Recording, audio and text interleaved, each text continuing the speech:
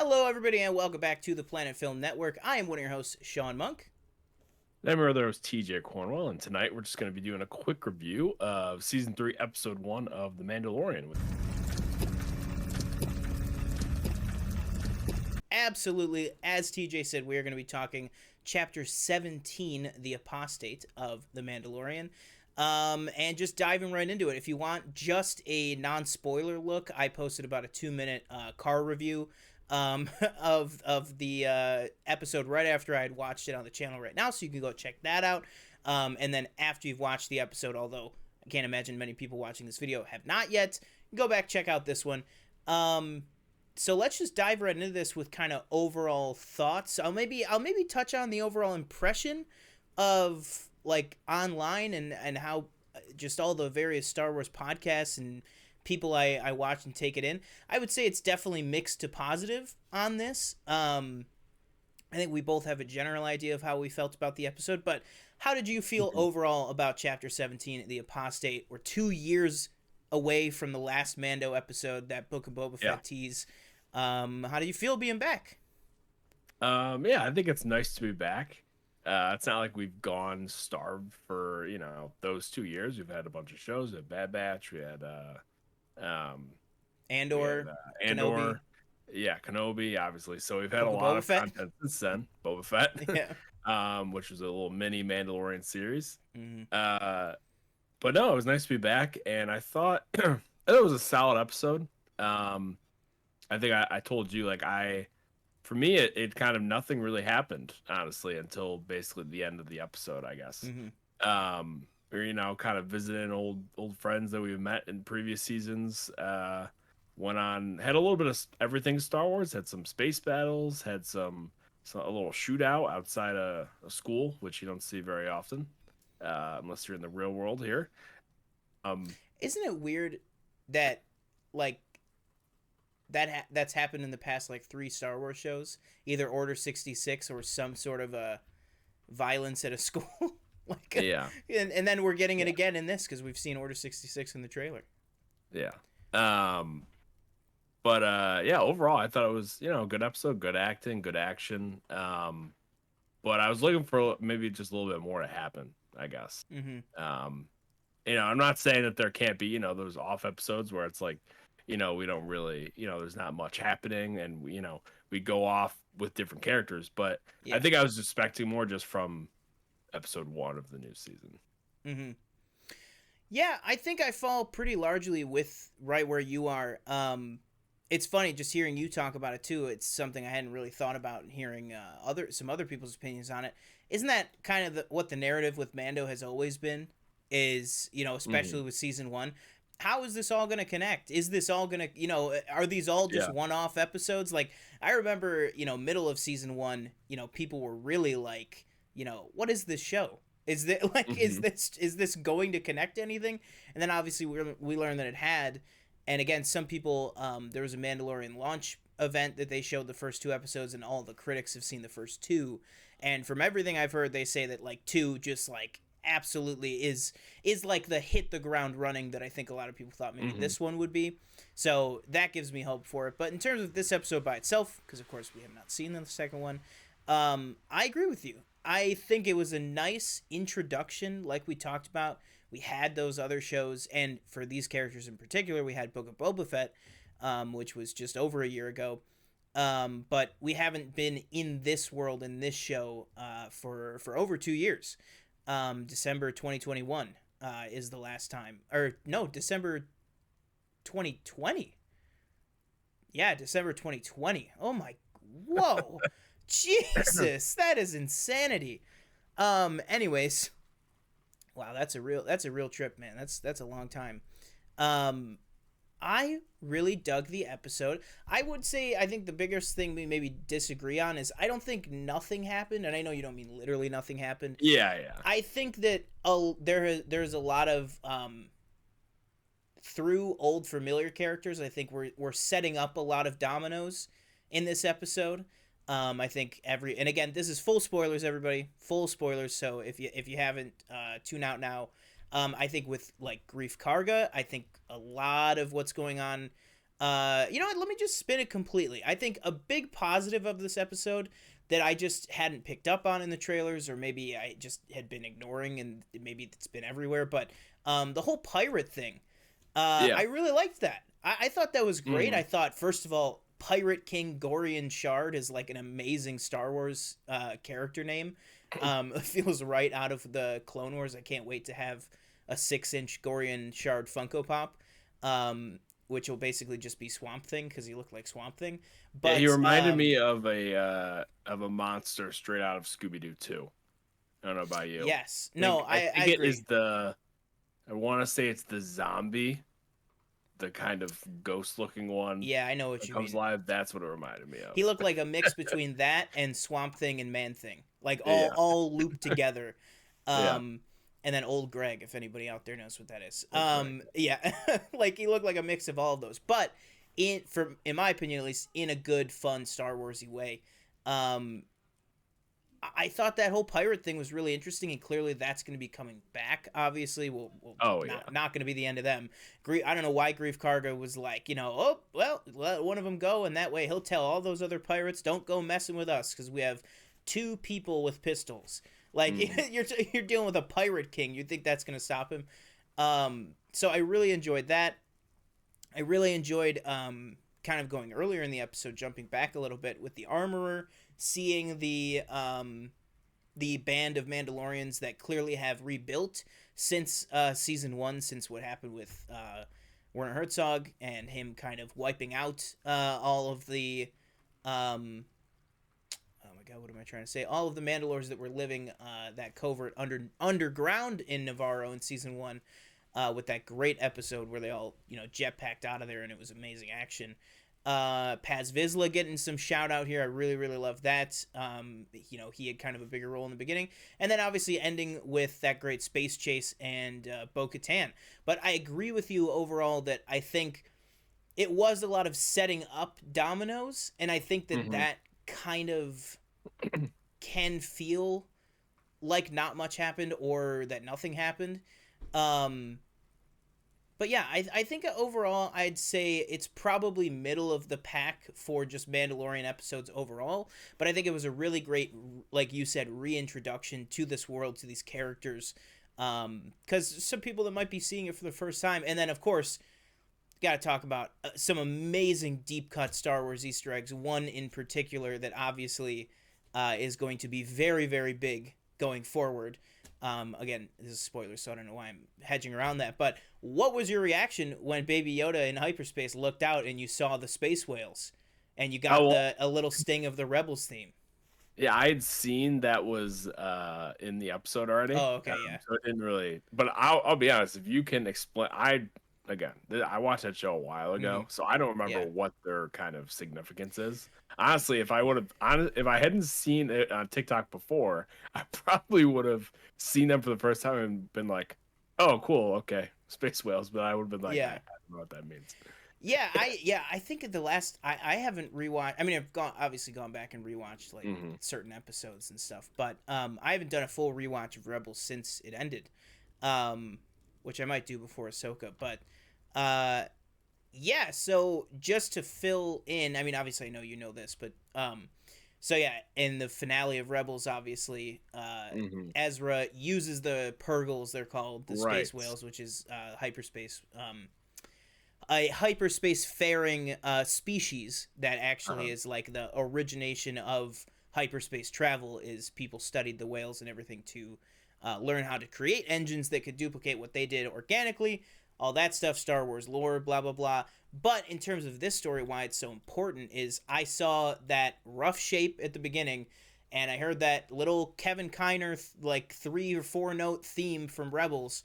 um and obviously they're setting the stage very early that this show, Ahsoka, Skeleton Crew, all this is leading to Thrawn, because you see the Hmm. space whales. The first thing you got to be thinking is Ezra and Thrawn, Yeah. because that is what happened at the end of Rebels. Is Ezra, who we've seen have connections with animals throughout the entire show, obviously, brought in the Purgils, wrapped them all Right. around Thrawn's Yep. fleet, and then Thrawn, Ezra, and his entire fleet and the Purgils launched off into the unknown regions, never to be heard or seen from again. until hopefully the Ahsoka series later this year. So seeing that moment for me, I lost it. Because luckily I had not seen that. I know you watched the episode a little bit after I did. Hmm. So luckily I had not seen that. Um, but man, I lost my mind. I like scream. I felt like a little kid. I was like, oh my god, they're really doing it. Because I just did not expect. Right. Two things hit me. One was, oh my god, am I looking at what I think I'm looking at? And then the second thing hit me is, if they are setting the groundwork for them in like the first 5-10 minutes of Mando season 3, these are going to be huge. Because if they're setting the groundwork here, Hmm. because it would make sense if we saw something like that in Ahsoka episode 1. You know what I mean? But the fact that we're doing it this all the way up front here, it just goes to show me, it shows me the scale of what we're going to be kind of going into with whatever this crossover shared event with Thrawn is going to be, with Ezra. Honestly, now I'm thinking maybe Grogu is going to be an integral part of finding Ezra. I hadn't even really connected Grogu and Ezra in any way. I thought it was just going to be, Hmm. Sabine and Ahsoka off looking for Ezra, but maybe Grogu will have a part to play, because clearly he sensed and he felt and then saw the Purgle, and Din did not, obviously, at all. Didn't even register it.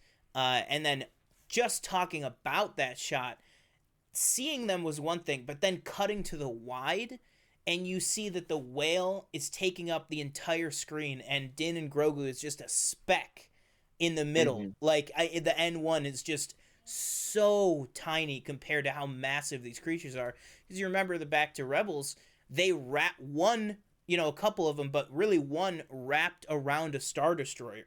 Like, so that gives you an idea of just how big these things are. Um, so I'll be very interested to see where that kind of goes. But what did you think, knowing what they are and everything? How do you think this is going to kind of play into this overall plan that they've got going on with this greater Mando verse? Yeah, I mean, I think obviously, there have been all that speculation about Ezra coming back and or Mm-hmm. him appearing in live action, everything, and I think we already know we're getting Sabine in Ahsoka, I believe it is. Yeah. Um, Do you which think I we think see her that in was that this? was that casted or no? Yeah. Yep. Okay, So that yeah, one is, I'm gonna butcher the I name, forget her name. Yeah, Denuzio. I forget yeah, her first name, but looks just like her and everything. But yes, right. 100% cast for Ahsoka. But obviously, she has a huge part to play with Ezra. She has a huge part Hmm. to play with Darkseid. I mean, honestly, in my opinion, I would say still at this point, when I think of the Darksaber, in order of characters, I think Bo-Katan, I think Sabine, and then I think Hmm. Din. So, I think if anybody has business showing up in The Mandalorian, it's Sabine Wren. So do you think we get her this season in this show? I would think so, like you said, just because she probably has the most to do with this story Yeah. right now. Um, but yeah, I think at some point all those three kind of you know characters meet at some point. Mm-hmm. And like you said, eventually leading to Thrawn, and maybe you take, dare I say, the MCU route where you kind of make Thrawn the big, The overarching. yeah, Yeah. um, just with say you have, I guess the timelines would kind of have to match up, but you have Mando, you have Ahsoka, and I don't even know what other show. When does Skeleton Skeleton Crew Crew. take place? Skeleton Crew is right in this same timeline. So Yeah. we've been they basically said it's part of the greater storytelling effort. So Hmm. I would just figure it probably was going to take place right after or during Ahsoka or Mando season 3. However they, with the John Favreau comment of, it's been years since season 1, let's say it's maybe 8 ABY. Hmm. Let's say it's maybe 8 ABY if season 1 was 5 ABY. So maybe it's all taking place right around there. Right. It's also But interesting yeah. too, because like just saying MCU, like obviously MCU has that, you have that chronological kind of like, even when the movies Yeah. are out of sorts, they're not that far apart. I Mm-hmm. mean, I feel like we only started to get there with like Black Widow and Eternals, where those were like years, before Apart any from of each other, like, yeah. yeah. Um Whereas this, it's like you're kind of already jumping around because we have Yeah. Andor, but Andor took place, years before Mando, and Yeah, you this know, is really kind of the first time, really the first time ever in Star Wars since we've had shows and movies even, that we're getting kind of this consistent, like you said, chronological story.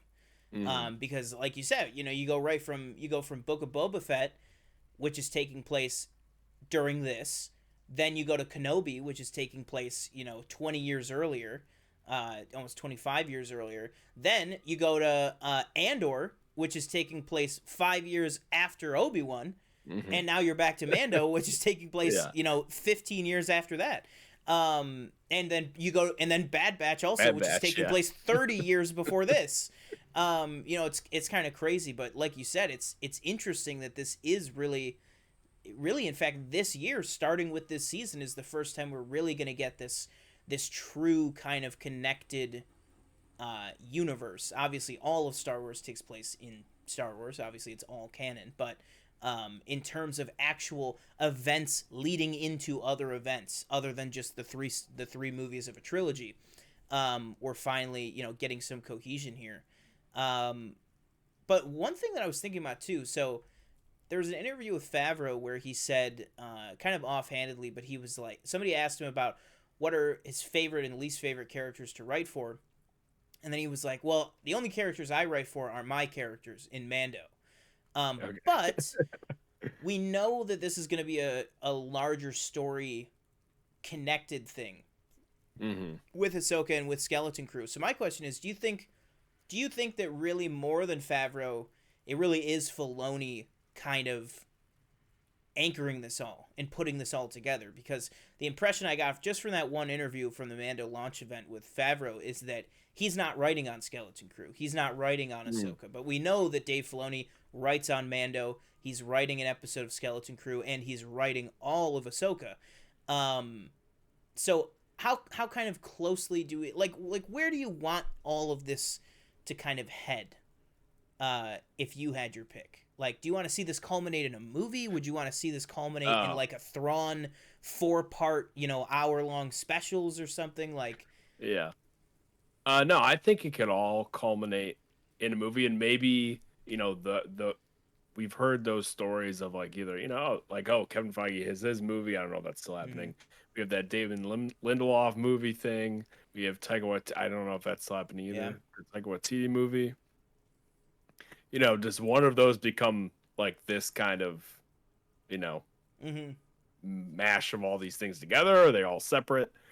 Um, I would personally like it to maybe see it all come to one head in the movie when Yeah. they're all kind of together. It's one of those kind of team up That would things. be I know it's insane. probably Could you kind imagine? of. That would be awesome. I know that maybe that whole thing is kind of just like let's just maybe keep them separate in the show and just do. But for me personally, I think I'd like to see them all together on the screen. I think that'd be really cool. Um, and I don't know about like how far can you stretch that character of Thrawn?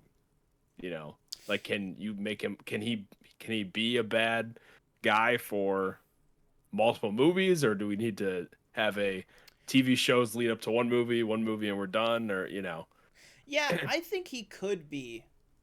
I think he could definitely. Well, just if you took all this Mando-ness out of it, I think that Thrawn could Mhm. definitely be the villain of a trilogy, 100%. Just like he was in the books, just like he was in the new books, just like That's he true, was yeah. for 2 seasons of Rebels.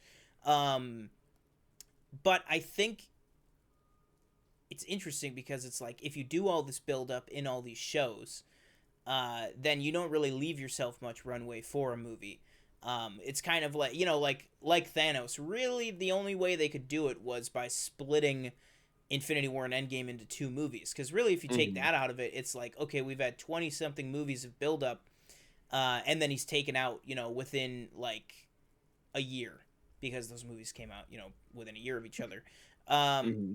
so I think it'll be probably, I don't know. I'm kind of, my brain is going in a million directions just thinking about Thrawn. Where do you think our first true blue, literally, uh, look at him is going to be in live action?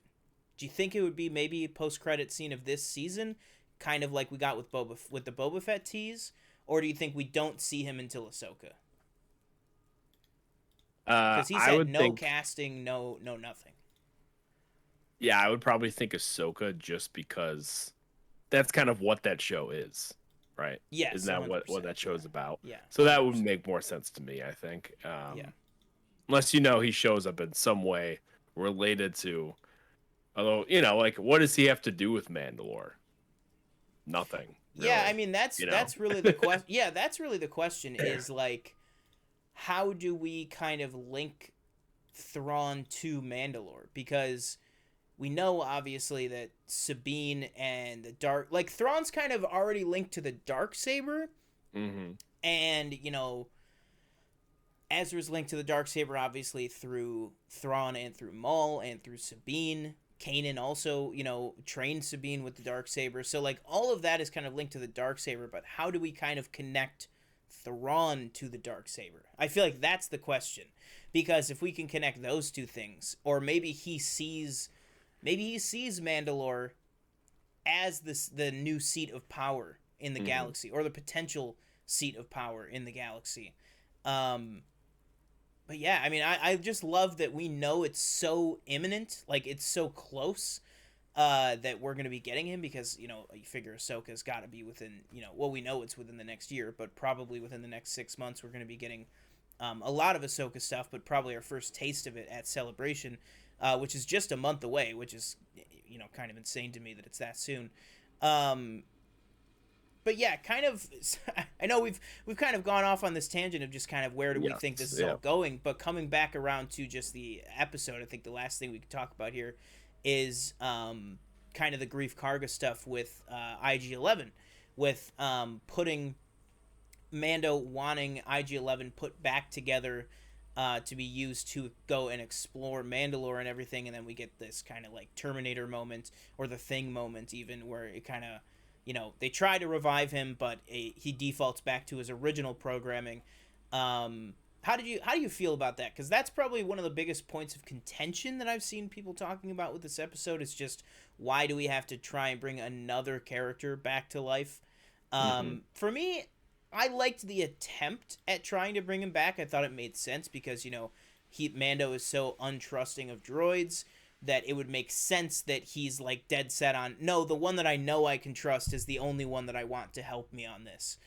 Right. Um, but then again, I've seen some people be like, it just bothers them either way that there's so much of this need of wanting to bring back characters that were either written off or died. But how did you feel about the whole IG-11, trying to bring him back, that whole thing? Yeah, I thought it was, I didn't really have a problem with it. They kind of, I mean, I'm assuming we're gonna see him again. That's kind of what they're doing. I think Yeah, is he's going to he's find got to get that memory chip. the memory chip or whatever it is. Yeah, Um, I was fine with it as long as I'm assuming he'll just be kind of part of the gang. He's not going to be this whole you know side character that we go off on these side adventures with and everything. I was fine with it. I liked the character too when he was in season one, so I don't yeah, really have any problem with it. Again, I like. I'm fine with them bringing.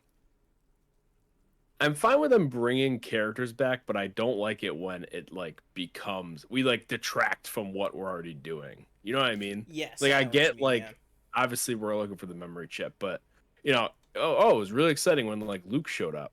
But like if Luke would have stayed like the entire season or something like that, like multiple episodes, I'd yeah, have I been don't like, know. okay, like let's get going.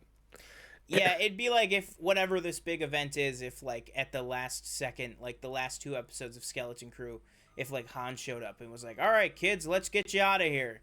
Like, hmm like what? Okay, what are we doing here? So I get what you mean entirely. But the last thing I guess I'll ask you, because some people are already saying this about this, but do you feel like this show has lost something? Or do you think that we're kind of off track of our narrative thrust here? Because I've been seeing some people say that like kind of the whole show just feels off to them. I definitely don't feel that. I definitely think it was more of a middle of the road episode to kind of dip our toes back in. Um, but I've seen some people out there that are really saying that the show's really lost something for them. Do you think that's kind of a post Andor thing, or do you think that's just kind of a general consensus of people just aren't happy with this episode? I think it could be both. I think it'd probably be more Andor, just because Andor was so high quality. Mm-hmm. Um, I mean, personally, when this episode started with the big alligator thing, I was like, please tell me we are not doing a like another crate dragon episode where it's like Yeah, the whole episode is like trying to save from this giant monster. I was like, yeah, we already did that. yeah. So thankfully it ended in 5 minutes, but um, no, I think it could definitely be a post Andor thing, just because while the show when it came out, was really good. I thought I think second season better than the first season. I But agree. still really good. But Andor season one was just whew, like I don't think anybody expected it to be that good, and now our expectations are always going to be that high. Mm-hmm. And when they don't meet them, we'll notice. And I think that's probably one of those things. But like you said, people out that have seen the second episode said it's really good. So Yeah, look I'm for really that. looking forward to episode two. I Mhm. really am because I've also the only thing that I've heard about it that I'll say because it's not a spoiler, just that Bo-Katan has a lot to do in the next episode. Which I guess you know what? Let's close out. Let's talk about Bo-Katan because we touched on it like right at the top of this video here. But um, what's going on with her? We really thought that we were gonna be all right. Din and Bo are gonna cross blades over who's getting the dark saber. We're gonna come to Mhm. fisticuffs over this. Instead, he goes to one of the moons of Mandalore, to the ancient seat of House Kryze, and she's just all by herself. Nobody with her. Her forces all Yeah. abandon her. She just seems like she has absolutely given up, which is just kind of a total, not even misdirect, but just total different direction than I think a lot of people thought Bo-Katan was going to be going this season. How did you feel about that? Did you feel like you were more wanting a conflict between the two of them, or are you kind of interested to see where this goes with her being kind of just over it? No, I'm excited to see where it goes. I might have to really, I might have to rewatch like a few episodes from Mm. season two just to jog my memory. I couldn't even remember how Grogu came back, and then today it popped in my head finally. I was like, oh yeah, Boba Fett, Luke. They Yeah, it were, was interesting that they didn't have anything from the yeah, they book of didn't do Boba any of Fett that in stuff. the Yeah, previously on. it was very odd. Yeah. Yeah. Um, but no, I'm excited to see them work together because I feel like we got a little bit of that in season one, I think it was on that ship, if I recall correctly. That was season 2. Season two, okay, Yeah. season two. So that was kind of cool, but I'm excited to see more of that character, and I just obviously double she's checked gonna. on Disney Plus. There is an essential Mandalore episodes Oh, playlist. cool. Just so you Okay, know. I might have to check that out Yeah, then. Return to Mandalore it's called. And then yeah, just see them together on Mandalore, which I'm assuming she's obviously gonna come. Mm-hmm. And see where that goes. But no, I'm excited to see more of that relationship and them working together. And assuming, I would imagine, I think Sabine maybe is probably going to pop up in either this season, maybe in like a post credit type thing, but Mm-hmm. we'll see. Yeah, I agree. I agree with everything you just said. I think that just our natural instinct was, and by our I just mean like feel like the collective, Star Wars community was Mhm. just that it would be conflict between the two of them, and so I kind of like this. Not to use this term with a Star Wars property, or else we'll get locked up. But the subversion of expectations Mhm. in this, that we were just all expecting a conflict, and so to have it be more of a no, her troops just abandoned her. They said, Right. listen, if you're not taking that dark saber back, why should we follow you? And that it's going to be maybe more of a reluctant team up, and figuring out really what's the best way to bring Mandalore back, to run Mandalore, to keep everybody safe under one kind of rule, or if that even it, or if there even should be a Mandalore. So I'm very excited to see kind of where that goes with Bo-Katan and Din, and like you said, how their relationship continues to grow and their dynamic continues to change and everything like that. We've heard in the trailer her talking directly to Grogu. We thought maybe we would get that in this scene, but we did not. So clearly that's going to be coming later on. But yeah, I'm super excited just to see where this goes. I think overall, again, just to reiterate, I think middle of the road episode, but a good start to a new season. Just not an absolute smash hit of a starter, as season one you got the great episode and then the Grogu reveal. Season two you got the great Crate Dragon episode and then the Boba Fett reveal. This one was less of a great episode and then a huge OMG moment, and more of just a reintroduction, reincorporating yourself with this whole world. But I think it still definitely worked, and I'm very looking forward to next season or to next week's episode. But yeah, what are final thoughts? Anything you want to touch on that we have not brought up yet? No, I thought it was a solid episode. Maybe not as strong as I would have liked for the first episode of a new season, but definitely a lot to look forward to for the rest of the episodes. Yeah, absolutely. And guys, let us know, what did you think of episode 1 of season 3 of The Mandalorian, chapter 17, The Apostate? Let us know down below in the comments. You can tweet at us at the official PFN, where we post over on TikTok, Instagram, and Twitter. I'm gonna try. I know TikToks oh my god, too many T's. TJ has been posting TikToks lately, and I'm gonna try and get back on the TikTok grind, get back on the Instagram grind, as well as trying to use more of the YouTube community tab. Gonna put up some polls and everything like that soon. Just kind of grow things out like that. Hopefully you will join us along the way. If you want to, make sure you go ahead down below while you're commenting, like and subscribe. That way we can get more eyes on the video, more eyes on the channel, make a bigger conversation for all of us to have. So until then, guys, that will do it for me. I have been one of your hosts, Sean Monk.